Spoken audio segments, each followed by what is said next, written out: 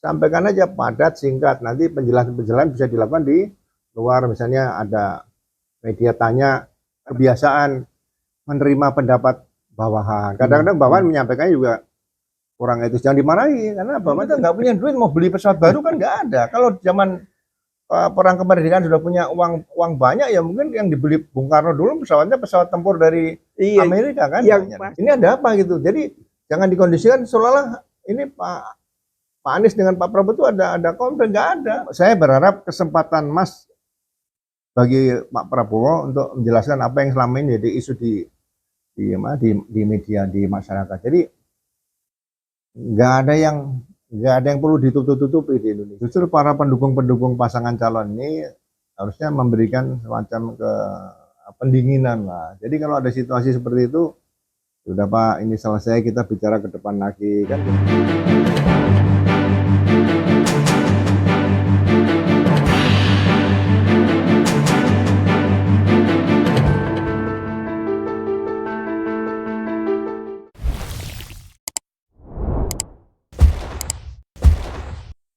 Bismillahirrahmanirrahim. Assalamualaikum warahmatullahi wabarakatuh. Waalaikumsalam warahmatullahi wabarakatuh. Pak Komjen, urusan apa kabar? Kabar baik, Habib. Masya Allah, saya bangga hari ini. Seorang Komjen polisi mau bersilaturahmi dengan Khas dan Peace Channel ya. Ya. Bagian dari tugas pokok Polri dari dulu kan seperti itu. Oh gitu ya. Nah, ini contoh ya, contoh teladan buat generasi muda ya, buat polisi-polisi yang masih muda-muda, maulah bersilaturahmi dengan siapapun ya. Nah, karena silaturahmi itu bikin panjang umur ya. Iya, saya ikut bangga melihat Bapak ada di TV kemarin. Oh. Maka saya buru-buru kontak nih, waduh, Jenderal Budi ada di acara debat ini, debat politik kemarin ya. Debat ini memang menjadi perhatian publiknya luar biasa ya. Kalau nggak salah tuh dari hasil apa namanya survei ya, bahwa yang menonton debat kemarin itu 75%, Pak, dari penduduk Indonesia. Kalau yang tahun yang pertama itu sekitar 52%, sekarang meningkat lagi menjadi 75%. Artinya harapan masyarakat terhadap apa namanya perdebatan ini akan menjadi suatu hal yang luar biasa ya, tontonan yang sangat menarik dan menjadi proses pembelajaran. Nah, Bapak yang ada di lapangan pasti banyak tahu nih apa aja nih hiruk pikuk yang ada di perdebatan itu nih. Ya benar yang katakan tadi bahwa masalah debat capres atau debat cawapres ini edukasi kepada masyarakat sudah lebih bagus. Tapi dikatakan Habib bahwa hampir 75% masyarakat menonton debat ini, berarti ini sudah mengalahkan nonton bareng sepak bola dunia nih. Oh, iya. Ya kan? Berarti ini lebih bermutu, berkualitas. Iya. Nah, berkualitas berarti dalam suatu debat tadi ya, kalau kita ngambil analogi sepak bola dunia, kalau mainnya kasar lama-lama orang juga akan malas. Tapi kalau mainnya cantik dan sebagainya mungkin dari 75 bisa naik 100%. Bisa naik ya. Ya. Ini sangat-sangat mendidik sehingga ya ke depan nanti masalah kampanye ini bisa digantikan dengan setiap 2 hari sekali debat saja permasalahan apapun jadi nggak buang biaya ya. Ya, jadi nggak perlu lagi kampanye rame-rame keliling-keliling, nggak perlu lagi. Salah satu apa namanya menghemat biaya, menghemat segala-galanya ya, sehingga yang terlibat juga lebih banyak ya. Ya, lebih sering muncul di TV kan lebih banyak dikenal oleh warga. Jadi betul-betul teruji ya. Teruji. Jadi masyarakat benar-benar akan melihat bagaimana kualitas calon presiden ke depan, kualitas calon wakil presiden ke depan. Iya, jangan ngajak ngopi bareng, jangan ya. Ya sebetulnya kalau ngopi bareng nanti bicaranya kemana-mana kan, itu kan tertutup ya kan. Jadi kemarin kan ada kesan seperti itu kan, salah satu paslon itu kan saya nggak cukup waktu, jadi kita nanti saya siapkan waktu khusus kita itu apalagi itu lain lagi ya. Jadi kalau pendidikan di TNI Polri, di AKABRI semuanya kan sama Pak. Jadi bagaimana cara memberi instruksi, bagaimana cara berbicara efektif itu sudah dilatih. Jadi tidak perlu bicara minta waktu panjang-panjang seperti ingin memberikan santi aji, santi karma dan sebagainya, tidak. atau mungkin apel pagi nggak perlu. Jadi sampaikan aja padat, singkat. Nanti penjelasan-penjelasan bisa dilakukan di luar, misalnya ada media tanya, kan ada press conference setelah itu. Nah, disampaikan aja, pasti ditanya, Pak yang tadi maksudnya apa nih? Nah, sampaikan di situ aja. Iya, Masyarakat juga masih mengikuti kok. gitu ya. Masih ada waktu lainnya ya. Ada ruang, ada waktunya di situ, nanti mereka Iya. bisa jelaskan lagi. Gitu. Nambah keterangan yang mungkin masih dianggap kurang lah. Ya, memang kalau saya lihat ini memang waktu itu disiapkan oleh KPU ya.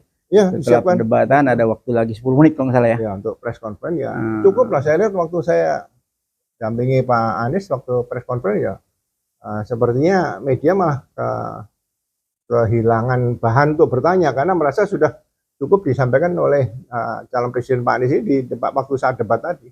Ya walaupun pertanyaan banyak, saya kira juga apanya juga cukup tanggap ya. Ya sampai Ya. memberikan contoh ya, bagaimana dia berdebat dengan waktunya 2 menit ya. Ya, Katakan ya. di forum PBB kan, dijelaskan itu kan.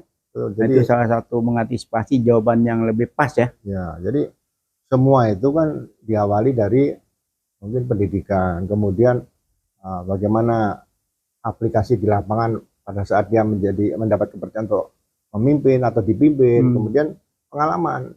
Ya, tanpa pengalaman mau cerita apa kan gitu. Jadi benar-benar seorang calon presiden atau calon wakil presiden itu membutuhkan gemblengan yang cukup ketat dan cukup berkualitas sebelum dia menjadi capres atau cawapres. Jadi begitu cerita ya, apa yang ada di otaknya ini tinggal dikeluarkan itu. Ya. Saya dengar-dengar juga waktu itu kan sebelum debat itu dari koalisi perubahan ya, Mas Anies sendiri itu digembleng oleh 120 jenderal ya. Kalau dengar Pak Cogi bilang gitu ya. Ada 120 jenderal yang ada di kubu lebih Pak. Lebih ya. Karena saat itu memberikan semacam masukan semua ya. Sebelumnya bertemu dengan beberapa dubes ya. Ya, jadi beliau selalu terbuka menerima masukan informasi dari semua kalangan, semua pihak. Beliau tidak tertutup. Itulah itu salah satu kelebihan ya. Dia menampung ya, walaupun dia hebat, dia cerdas, dia punya kemampuan, tapi dia tidak arogan ya. Tidak terlampau pede ya. Ya sama aja Pak. Jadi kalaupun pengalaman tukang parkir kan itu juga tidak semua orang jadi tukang parkir kan, cukup ditanyakan sama tukang parkir. Ya, tidak pengalaman jadi tukang parkir. Betul ya. Cukup ditanya di situ aja. Ini contoh lah ya. Apa Pak yang sangat menarik di perdebatan kemarin? Ya karena topiknya kebetulan berkaitan dengan masalah pertahanan, keamanan, ada globalisasi, politik luar negeri.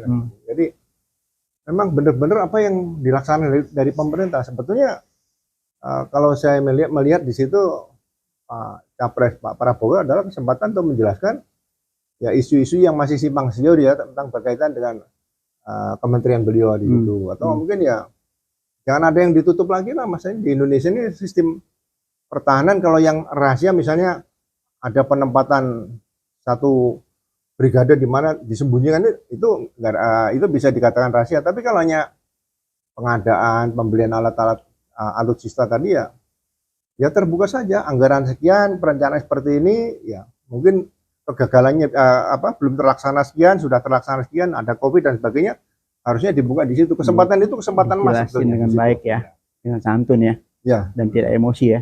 Ya, jadi begini Pak Habib, jadi pengalaman kita mungkin di TNI Polri sama lah. Jadi kebiasaan menerima pendapat bawahan. Kadang-kadang bawahan menyampaikannya juga kurang etis, jangan dimarahi karena bawahan untuk bicara kepada atasan itu luar biasa kalau seorang bawahan bisa menyampaikan saran. Nah, atasan biasanya harus bisa membuka diri supaya sebagai pimpinan mungkin dia juga sebagai manusia kan ada kekurangan dan sebagainya. Nah, di sini kadang-kadang ada pemikiran brilian dari anggota, jangan dianggap bahwa kamu ngajari saya itu nggak boleh. Nggak boleh. Budaya-budaya senior kayak Dunorong dan sebagainya itu sebenarnya sudah harus selesai. Di alam demokrasi tadi ya kita harus bisa menghargai semua pendapat sesama manusia itu aja. Ya memang kalau saya lihat di perdebatan kemarin kalau Prabowo itu betul-betul jenius ya, ya bersikap sebagai negarawan. Kalau saya jadi beliau banyak yang saya bisa manfaatkan. Oh ya itu kesempatan Mas. Iya contoh ya. Begitu didesak tentang pesawat bekas betul. Kemarin saya mau beli pesawat bekas tapi sudah saya batalkan. Ya. Karena desakan dari mana-mana, dikritisi dari mana-mana sudah saya batalkan. Kenapa Pak? Ya kita kita mengakui kekurangan kelemahan kita tuh mungkin lebih bagus. Iya, kan begitu dia bilang begitu kan lawan kan otomatis kan selesai. Karena itu memang sudah dibatalkan kan gitu kan. Karena saya menerima masukan dari masyarakat, sudah saya batalkan, selesai. Kembali lagi masalah tanah kan. Nah, begitu masalah tanah dia jelaskan juga saya beli waktu itu sekian hektar, ya kan. Nah, bla bla bla bla. Ceritanya terbuka gitu loh. Sehingga tidak menjadi bumerang buat dirinya kan gitu kan. Nah, begitu dia menolak mentah-mentah argumentasi dari kedua paslon lainnya itu jadi bumerang buat dia diri sendiri kan. Ya, makanya kalau kita menjadi pemimpin, Pak, pemimpin di segala lini lah. Jadi kita harus siap mempertanggungjawabkan. Sama dengan misalnya kita memimpin sholat ibadah, itu kan mempertanggungjawabkan di depan Allah. Betul. Kalau kita salah, yang kita bawaannya juga salah. Nanti yang nanggung dosanya kita. Betul. Yang kita bawa masuk surga, kita walaupun pernah memimpin sholat karena salah, mungkin masuk neraka di situ. Nah, justru belajar dari kehidupan sehari-hari bahwa setiap pemimpin itu bukan jaminan masuk surga, gitu aja. Jadi ya harus berani bertanya, ya kan. Sama dengan tadi saya katakan sholat. Kalau misalnya manusia sebagai imam sholat, lupa kan diingatkan sama makmumnya. Itu sudah ada ajaran-ajaran seperti itu. Jadi ya dalam kehidupan sehari-hari diterapkan dalam organisasi, betul-betul dia sudah menghadapi dunia nyata yang kira-kira sudah menjadi pemimpin. Ibarat kita berdiri di atas kapal di tengah lautan yang luas, itu minta tolong kepada siapa? Ya serahkan pada Allah. Jadi kalau diserang misalnya kita debat kemarin ya Pak ya, saya lihat ya udah bilang aja alhamdulillah, insya Allah kita perbaiki. Yang santun-santun saja orang sudah lebih simpatik ya. Ya mungkin gini Pak, kalau saya lihat ini kan ambisi yang luar biasa, syahwat yang luar biasa, didorong oleh tim relawan yang juga semangatnya menggebu-gebu sehingga membawa lupa diri ya. Mungkin itu ya. Gini, istilahnya semangat supporter lah ya. Supporter itu beda debat capres cawapres dengan supporter olahraga kan gitu. Olahraga di lapangan Pak. Jadi harusnya sudah mulai diedukasi bahwa supporter yang hadir dalam debat itu adalah supporter yang mungkin cukup dengan tepuk tangan dan mungkin ada yel sedikit saja nggak ada masalah. Jadi jangan sampai teriak-teriak yang akhirnya seperti akan menimbulkan suatu konflik antara 2 atau 3 kubu ini kan nggak bagus. Itu yang terlihat Pak ya. Iya. Waktu itu ya. Ada yang teriak-teriak segala ya. Ya teriaknya kadang-kadang kan ya kurang. Telinga kadang-kadang bisa merasakan, Mbak. Oleh hati pikiran kita kan. Iya. Mungkin dengan lagu yang sedikit apalah yang enak saja lah menurut saya seperti itu. Apa yang salah Pak di di perdebatan itu dari mungkin sorokan Bapak sebagai mantan Wakapolri itu apa yang salah di forum itu Pak yang bikin hingga semacam ada kegaduhan politik?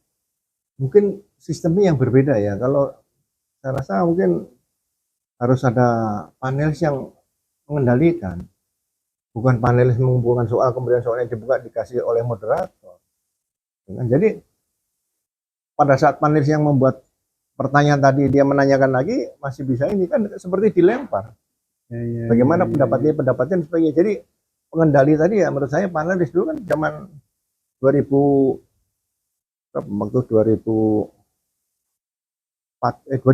ya. 2009 itu kan Pak Anies mungkin jadi panelis itu nanyakan sama ada Pak Yusuf Kalla, ada Bu Mega, ada Pak. Ini kan bagus ya, Bu Mega. Nah, semua kan dukung saya kan gitu loh. Seperti jadi ada sedikit sense of humor itu Pak. Bisa dimainkan seperti itu dan nggak marah. Pak SBY juga nggak marah, Pak Yusuf Kalla juga nggak marah. Saya bilang tadi kan kenapa seorang Prabowo harus marah-marah kan ditanya masalah pesawat bekas. Oh semuanya seakan-akan bekas kan terbaik ya. Padahal kan itu jelas-jelas sudah dibatalkan kan. Ya bilang aja sudah dibatalkan berhubung banyak protes. Selesai ya.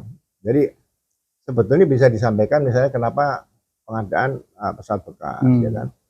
Tapi jawaban beliau kalau nggak salah ada yang dulu zaman Bung Karno pesawat juga bekas kapal baru. Dari dulu kita nggak punya duit mau beli pesawat baru kan nggak ada. Kalau zaman perang kemerdekaan sudah punya uang banyak ya mungkin yang dibeli Bung Karno dulu pesawatnya pesawat tempur dari Amerika kan. Yang pasti kenapa banyak protes karena harganya nggak masuk akal Pak.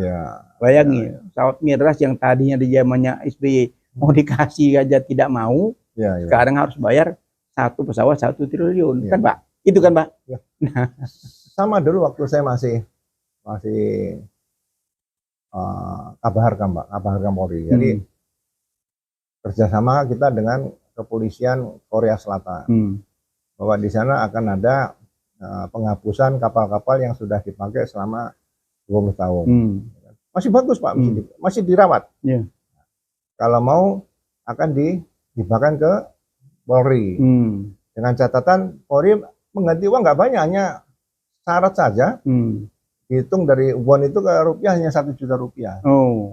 Tapi sistem anggaran kita tidak bisa kita seperti membeli kan. Ya, Kalau itu pun kita mengganti, biaya masuk mata anggaran mana daripada menyali, ya saya tolak walaupun hanya ngasih 1 juta. Nah, saya bisa pakai mungkin rekan-rekan saya tolong dong 1 juta, tapi kalau diperiksa nanti satu-satu oleh BPK, uang 1 juta dari mana kan? Ya pasti kan urusan sama KPK. Nah seperti ini norma, aturan yang diterapkan oleh undang-undang atau peraturan-peraturan pemerintah ya harus diterapkan. Jangan hukum ya. Jangan bawa semua bisa itu. Negara kita ini sudah teratur seperti itu aja. Betulnya ya. Iya, udah nggak perlu lagi dibikin amandemen yang nggak jelas lah. Memang apa namanya, kalau lihat perdebatan kemarin cukup menarik, tapi hanya sayang ya. Sayang dirusak suasana yang beberapa mungkin Bapak juga menyaksikan ya. Ya ada kata-kata yang apa namanya ya sementara yang di sisi lain bela diri ya. Mengatakan bahwa apa namanya Anda tuh nggak punya etika gitu kan. Itu kan seorang apa namanya calon presiden ya. Menuduh calon lainnya dengan Anda tidak beretika itu kan kayaknya kekanak-kanakan ya. Gimana menurut Bapak tuh? Jadi bagi saya gini, sebetulnya kalau Pak Prabowo ini kan latar belakang dari militer ya. Pembinaan personil di ABRI dulu, terutama di TNI ya, itu TNI Angkatan Darat itu lebih baik daripada yang lain Pak. Karena mereka ada jalur di pasukan dulu, nanti ada di teritorial. Jadi kalau seorang jenderal nanti yang menjabat pada posisi tertentu itu paling tidak pernah ya, kalau di tingkat di pasukan pernah, mungkin jadi dan ramil pernah, nanti masuk lagi ke pasukan lagi, masuk ke Kodim ya, keluar lagi jadi staf, masuk jadi danrem, masuk pasukan lagi jadi pangdam. Kalau itu bisa diterapkan dari dulu sebetulnya udah bagus. Jadi pada saat di teritorial mungkin mereka bicara sama masyarakat. Jadi, kalau dengan masyarakat kan ya tidak hanya TNI, mungkin ada juga anggota Polri yang ketemu masyarakatnya mau bicara marah-marah juga ada. Itu kan hanya kurang pembekalan atau kurang latihan saja di situ. Jadi ya prinsip-prinsip menghadapi komunikasi sosial dengan masyarakat itu yang kita hadapi, masyarakat itu lebih heterogen daripada kita. Nah, kita yang sudah sekolah, sudah berpendidikan ya kita lihat nih. Contoh nih Pak, misalnya gitu. Kalau polisi bertugas di lapangan ketemu orang gila. Ya kan? Berarti kita harus berbuat apa menghadapi orang gila? Kan nggak bisa dilawan orang gila di situ. Jadi kalau ketemu orang gila ya kita jadi orang waras. Jangan jadi orang gila gitu loh. Nah, kalau kita orang waras, ya kita menghadapi orang waras, kita katakan kita berani. Berani dalam arti ya sesuai dengan aturan hukum dan sebagainya gitu loh. Tapi kalau kita di lapangan lihat, ini orang ini kok berani sama saya. Saya nekat gitu loh. Nekat dalam arti ya saya hadapi, orang itu pasti takut. Makanya kalau polisi, khususnya polisi harus dilengkapi dengan bela diri dan sebagainya, sehingga tidak harus setiap kali menggunakan senjata dan sebagainya. Ini yang harus dikembangkan seperti itu. Jadi sama dengan Mas Prabowo ini kan, kita tahu kalau pengamatan saya terhadap beliau, saya belum pernah lihat beliau jadi pangdam, belum pernah ya. Danrem juga atau dulu belum pernah juga. Apalagi Danramil mungkin. Jadi situ pengalaman di situ kita perlu iri dengan TNI Angkatan Darat yang sudah menciptakan sistem pembinaan seperti itu. Sama yang dikatakan kemarin sama Kasat Pak Jenderal Maruli itu kan, ya itu yang dikatakan fakta. Itu fakta yang di lapangan ya prajurit juga manusia, polisi juga manusia dan sebagainya. Ya kalau salah dihukum, tapi nggak usah dikait-kaitkan lagi dan kemana-mana dan sebagainya. Menurut saya sih statementnya cukup bagus Pak Maruli kemarin. Iya, iya, iya. Dan katanya udah tindak ya, yang ada kejadian itu ya. Iya, jadi yang kejadian di Boyolali kan, Iya. ya anak buah sudah ditindak mau apa lagi. Tapi kalau mau dikaitkan ke membela kelompok paslon mana, menurut saya sih nggak ada lah konsep seperti itu kan, mungkin nggak ada. Baik di TNI maupun Polri nggak ada. Ya kalau misalnya oknum mungkin itu sudah pada posisi pangkat tertentu mungkin oknum lah ya. Tapi Oknum kalau, ya, kalau bicara kalau oknum. prajurit anggota di bawah nggak ada. Gitu ya. Iya, iya. Apalagi Pak yang menarik di dalam perdebatan kemarin Pak? Ya bicara dengan data. Jadi sebelum debat itu harusnya data harus siap. Jadi data yang siap itu kan data kan paling 3 tahun ke belakang harus siap. Kemudian apalagi ya. Jadi bagaimana mimpi kita ini kalau misalnya contoh saya Pak ya, contoh saya ini.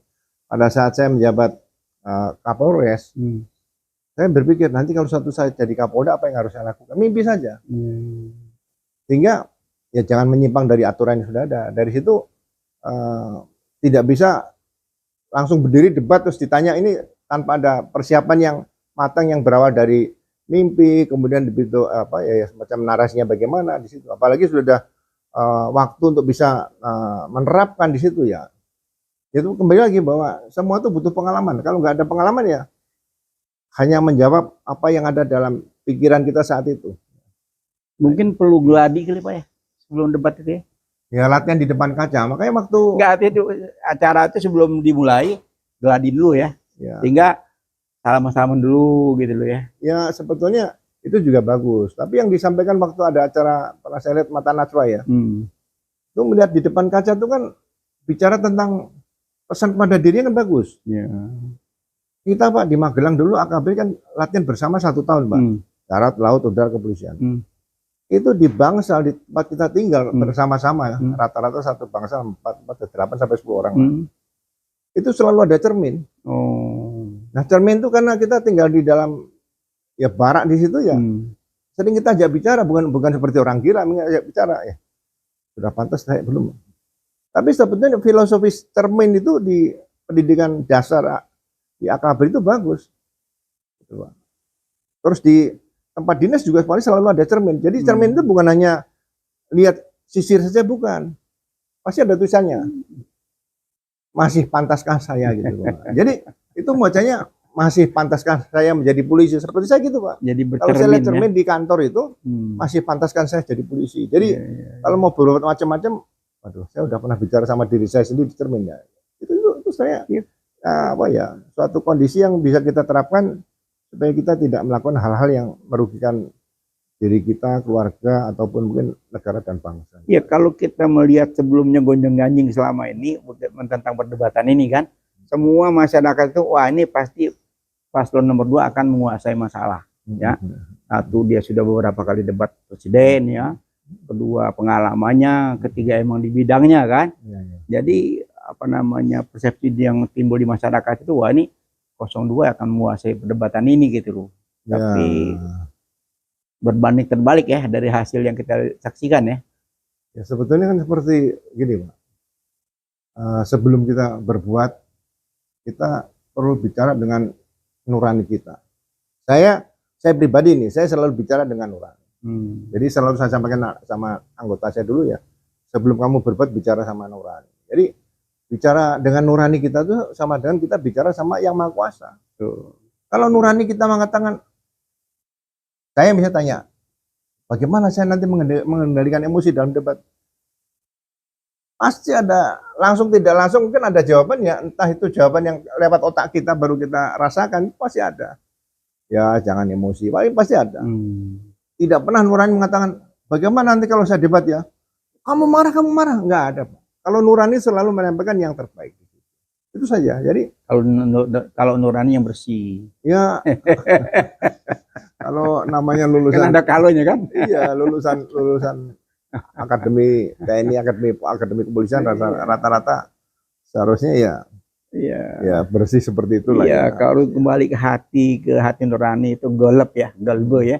Itu kembali ke kebersihan jiwa ya. Kalau hati itu bersih, tidak ada apa namanya kebencian, tidak ada dendam, tidak ada apa-apa, itu akan terlihat, Iya. Pak. Ya, jadi mungkin etika debat tadi, Pak, ya, kalau misalnya pasangan calon nomor satu nanyakan kepada pasangan nomor dua misalnya, jawab aja dengan terima kasih dulu aja, Iya. atau say thank you lah. Iya, Thank you sebetulnya kan banget. kalau kita ini kan bangsa orang timur ya. Iya, Orang timur, apalagi orang Jawa itu kan Iya. penuh Iya, sopan sama, iya. santun gitu loh. Saya juga sempat terkaget-kaget ya menyaksikan kok jadi begini gitu. Iya. Pak Prabowo ini kan jenderal dulu didukung oleh umat Islamnya luar biasa Iya, kan, iya. sampai dapat sekian % kan. Saya juga termasuk salah satu pejuang. Iya, iya. Kita deklarasi di Sulawesi, di Banten, di mana-mana kita memperjuangkan beliau ya. Atau Bip ini, kalau saya ditunjuk sebagai ketua KPU, ya kan, mungkin lomba debat saya bikin pantun.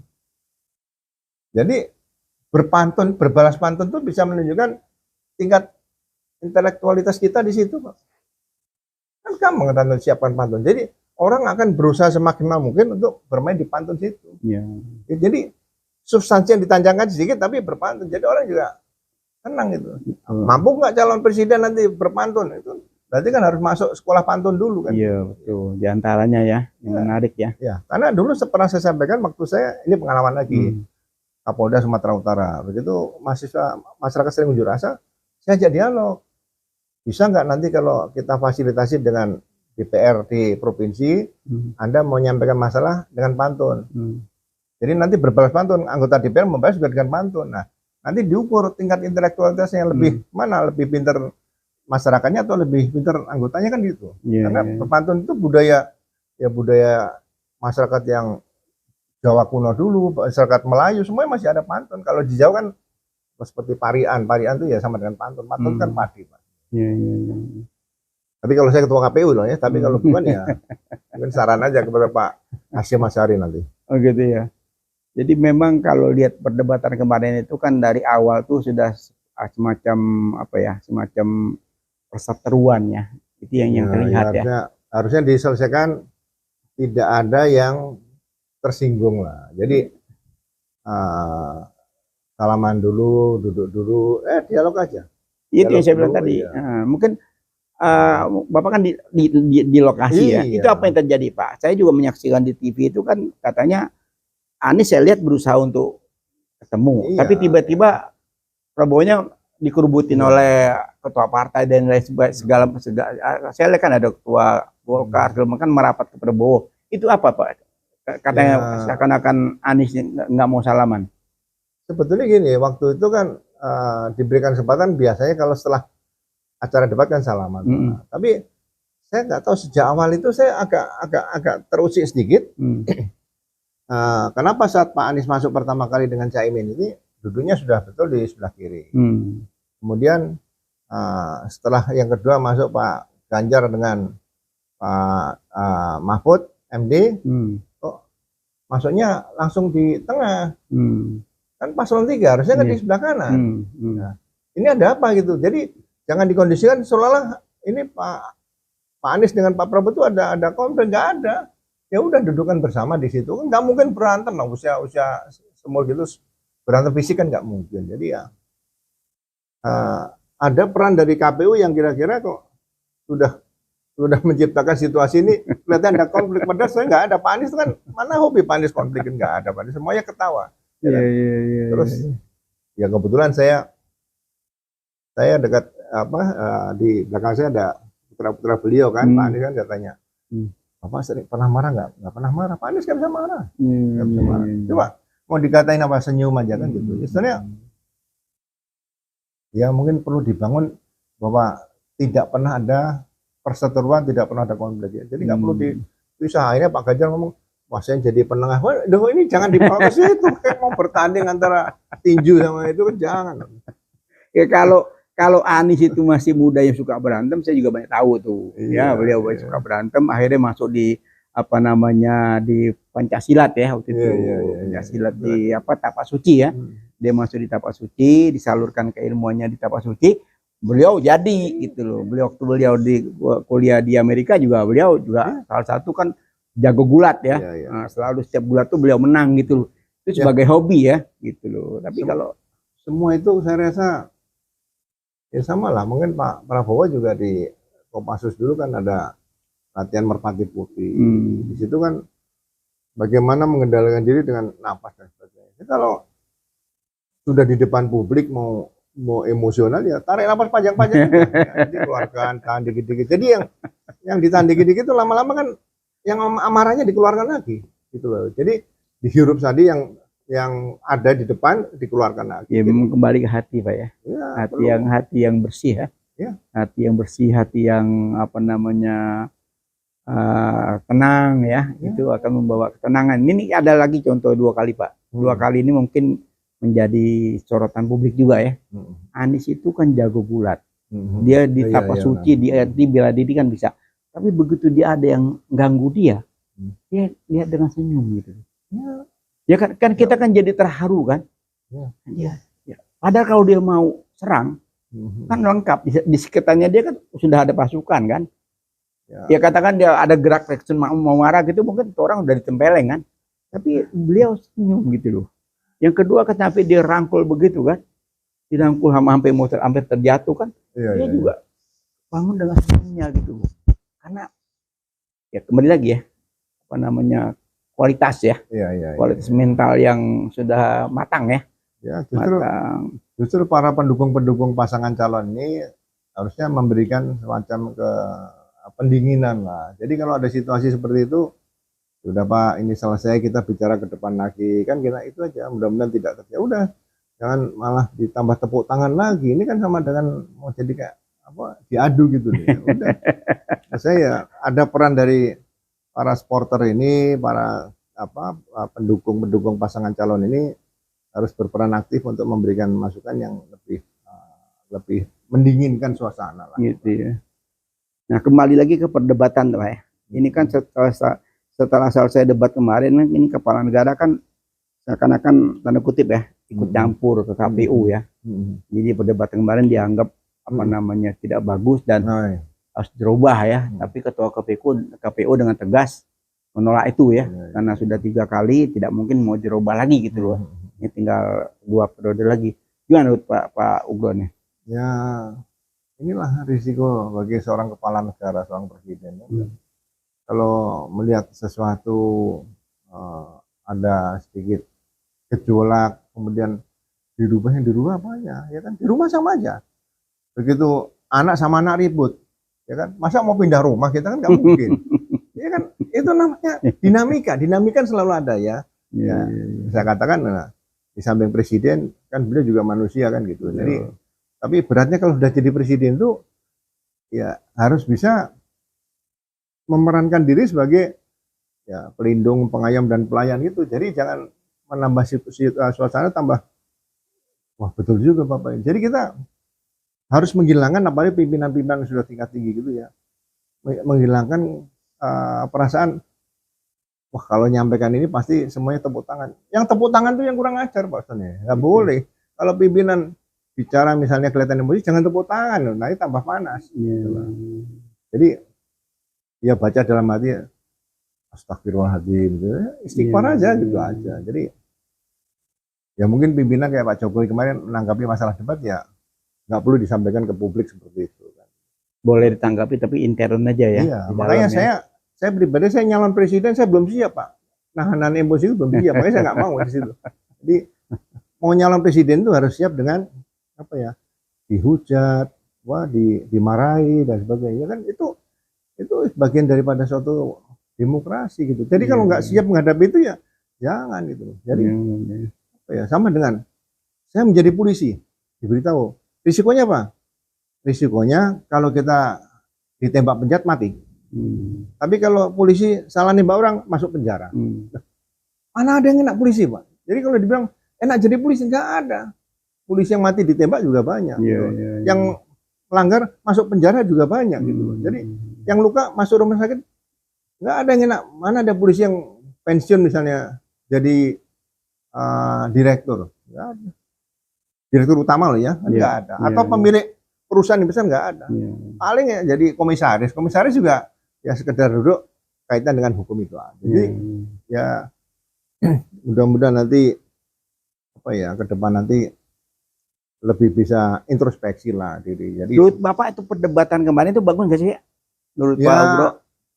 itu saya berharap kesempatan Mas bagi Pak Prabowo untuk menjelaskan apa yang selama ini jadi isu di media di masyarakat. Jadi nggak ada yang perlu ditutup-tutupi di Indonesia. Ya, daripada dicari-cari sama media-media online atau media sosial, Pak, ya kan lebih buka aja.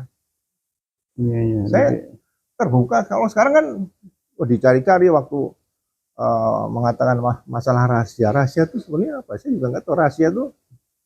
Karena ada anggaran pertahanan yang sifatnya rahasia itu. Apakah mungkin ada pengadaan untuk peralatan yang mau disimpan di dalam bumi misalnya gitu kan?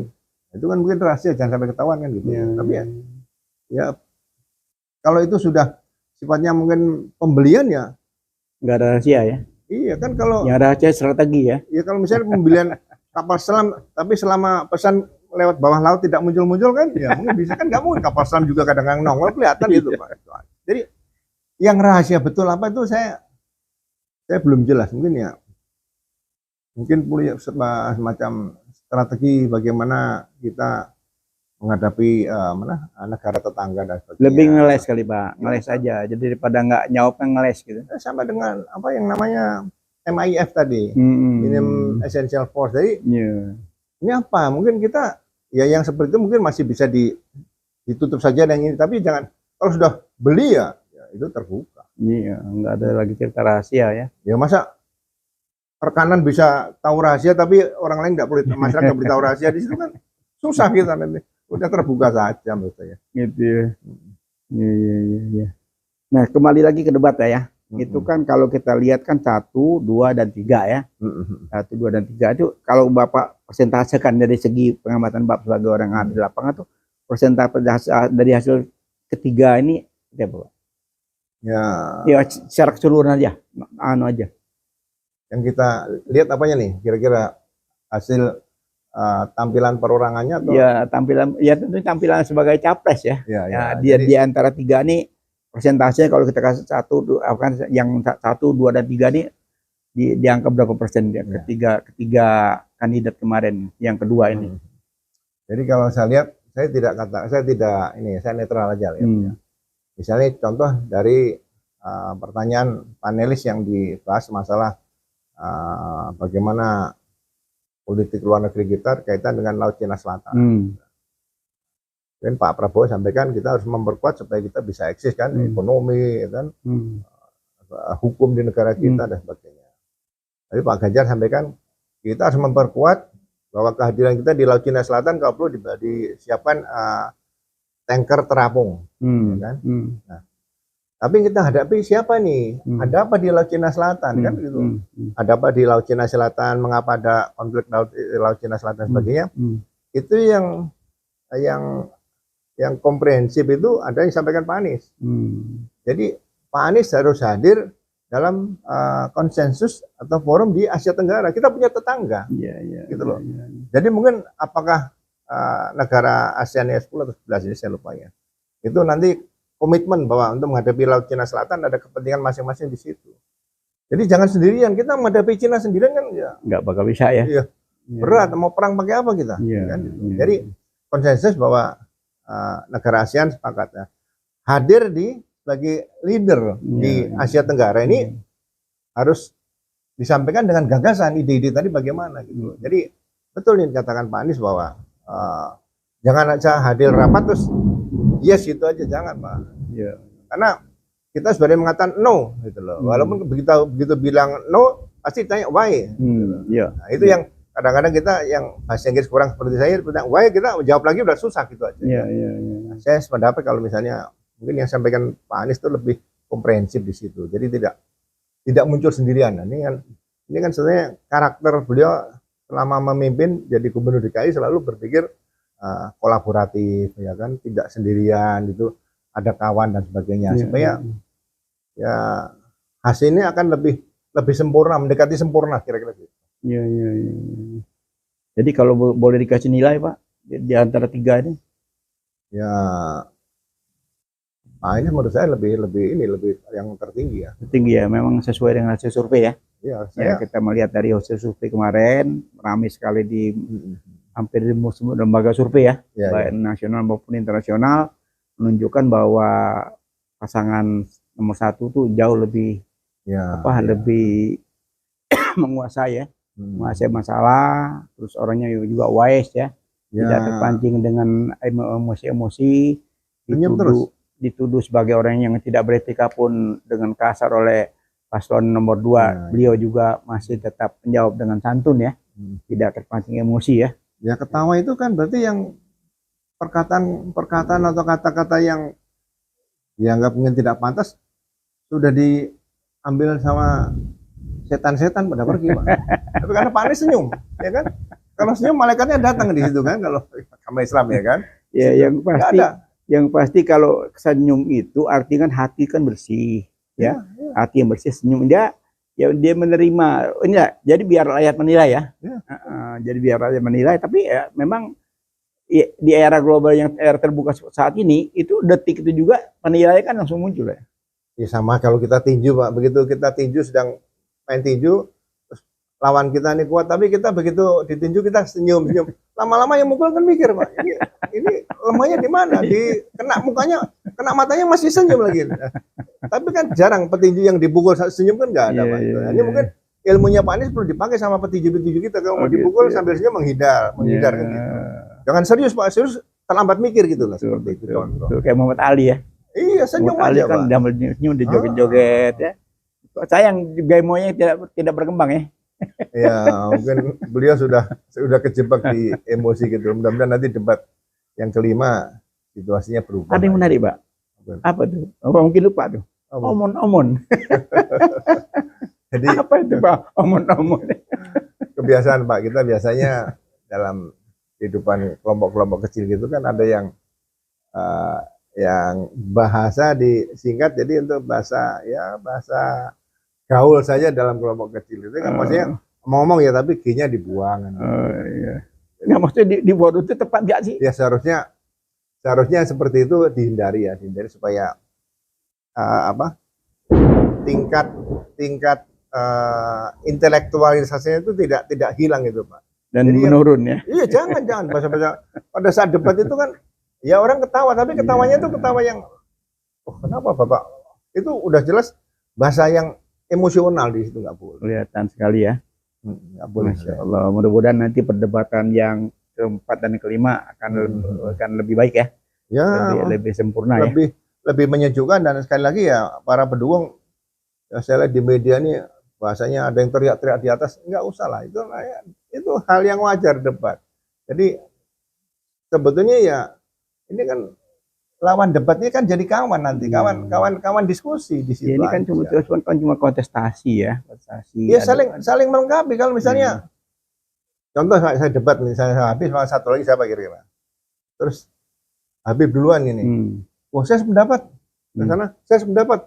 Debatnya kan enggak konstruktif, Pak. Ya kan? Terus apa sependapat? Ya pokoknya saya sependapat. Saya pokoknya sependapat. Ya kan nggak konstruktif kan gitu. Nah, disinilah kita untuk menguji bahwa mungkin pendapat kita belum tentu benar, tapi mungkin ada satu kata, satu kalimat yang Bapak itu betul juga misalnya gitu. Jadi saling melengkapi lah di situ aja, Pak. Harusnya di situ. Jangan punya prasangka buruk ya. Ya, kan itu apakah dengan hasil debat nanti akan bisa menghilangkan utang-utang kita kan nggak mungkin juga. Ini nanti bicara ke depan aja nanti bagaimana ya. Ya, sebetulnya hiburan yang mendidik dalam alam demokrasi kita sehingga ke depan nanti calon-calon presiden itu tidak semudah mau menjadi kepala desa itu loh. Ini harus benar-benar siap dari awal itu. Enggak jadi raja ya. Jadi raja ya. Sama saya katakan saya tidak siap jadi capres karena saya belum siap betul untuk debat. Kalau saya siap debat saya ini seorang jenderal yang jujur. Jam terbang cukup, semuanya cukup, tapi tidak siap ya, ini realita ya. Iya, realita. Memang tidak gampang ya. Susah. Itu baru segi dunia loh, Pak. Belum segi akhirat loh, Pak. Nah, itu kalau segi akhirat itu jangan lupa, dia memimpin hampir 300 juta. Itu kalau ada apa-apa, tanggung jawabnya nanti itu, waduh, Masya Allah. Dan sekarang pernah nggak bayangkan kira-kira mantan Presiden Republik Indonesia yang sudah wafat, sudah meninggal dunia, ya kan? Mungkin di alam barzah sana, kan pasti, ya mohon maaf kalau menurut beberapa ustadz ulama yang saya dengar kan bisa melihat kontestasi masalah pemilu ini kan pasti lihat, oh ini siapa nih calon-calon presiden yang mau mengikuti jalan saya kan gitu, Pak. Jadi kita bawa ya betul tadi Habib, kita bicara dengan dunia dan akhirat. Akhirat. Kalau disadari memang kita sebagai umat ya, sebagai pemimpin itu punya tanggung jawab nanti di akhirat itu, kalau berbaik itu mungkin orang akan lebih wise ya, lebih wise, tidak terlalu ambisi ya. Ya mungkin sama lagi, satu lagi misalnya sebelum acara dimulai ya kan, saya lihat ketua KPU kan hadir itu. Udah suruh bacakan doa aja gitu loh. Jadi jangan sampai hanya ada kata-kata amin terus doa hilang. Langsung berdoa menurut agama dan kepercayaan masing-masing ya seperti biasanya aja, soalnya nggak ada masalah gitu loh. Tapi kan soalnya ada masalah, padahal nggak ada masalah ya itu. Makanya banyak masalah pengkondisian ya, gara-gara kebencian dengan kata-kata amin. Bahkan waktu Timur kan rame itu, kalau ada yang bilang amin jangan bilang amin, bilangnya gobul kan gitu kan. Banyak yang aneh-aneh ya. Makanya saya tanya-tanya, ketua KPU ini jangan-jangan bisa satu sekolah sama saya, tapi usia saya lebih tua kan? Mungkin satu daerah atau gimana? Saya mau telusuri dulu ini. Saya pengen kita mau cerita loh. Mas Hasim, udahlah jangan pakai ragu-ragu berdoa mulai kayak mau makan gitu loh. Jangan, namanya berdoa ya dipimpin, ada yang mimpin doa kan. Nanti bilang ya disitulah banyak pengkondisian ya kalau saya lihat ya. Pengkondisian yang memang ketakutan sejak awal. Ya. Jadi belum berperang sudah takut, belum menghadapi musuh sudah takut, belum tentu kalah sudah takut kan gitu. Harusnya hilangkan seperti itu. Takut kalah, karena yang kita lihat tahu persis bahwa si status quo ini kan dengan cara apapun harus tetap berkuasa. Yang kita lihat. Jadi segala macam cara, segala macam strategi diterapkan supaya tidak kalah, itu aja kan yang kita lihat kan. Oh iya, kita lihat sekarang seperti saya lihat misalnya dalam kalau debat misalnya kan sekarang purnawirawan kelihatannya ada di 3 paslon ini masing-masing ada. Ya bagus gitu loh. Kalau saya pribadi saya lihat kenapa saya perlu memberikan masukan pada pemimpin yang baru nanti bagaimana meningkatkan kesejahteraan para purnawirawan TNI, Polri dan ASN. Jadi, itu aja Pak. Jadi siapa yang memperhatikan? Kalau hanya dinaikkan gaji 100.000 ya kan mungkin ya beban APBN, tapi mungkin ada terobosan apa yang kira-kira bisa yang pasti diberdayakan menurut saya. Harus diberdayakan. Ya masih bisa, tenaganya masih ada kan. Iya, tenaga masih ada, pemikiran masih ada, dan memang masyarakat ini butuh orang pintar ya. Sementara kan banyak pensiunan rata-rata udah pintar semua kan. Ya, itu tidak dimanfaatkan. Purnawirawan TNI dan Polri ini sebetulnya kalau sudah pensiun 58 itu jangan dianggap sebagai manusia yang tidak berdaya. Dia masih bisa dipakai pemikirannya Pak sampai usia 85. Ya 58 itu kan masih gagah Pak. Masih lari dari sekian kilo kan masih kuat kan. Bukan sudah loyo kan. Jadi sekarang ini perlu ada perubahan paradigma bahwa kalau zaman dulu kan pensiunan itu sebagai laskar yang tidak berguna. Padahal mereka ini sebenarnya otaknya masih bisa dipakai, fisiknya masih bisa dipakai. Jadi betul, itu hanya regenerasi ya. Jadi tinggal yang muda tuh bisa. Generasi muda tuh jangan memaksakan bahwa ini saatnya saya, ya jangan. Baiklah Pak Jenderal Ugroseno, kita akhiri bisik-bisik ini dengan wabillahi taufik wal hidayah. Wassalamualaikum warahmatullahi wabarakatuh. Kita jumpa lagi dengan episode berikut yang lebih tajam ya. Lebih tajam tentang geopolitik ya. Yang terkini ya. Makasih Pak Jenderal. Waalaikumsalam warahmatullahi wabarakatuh.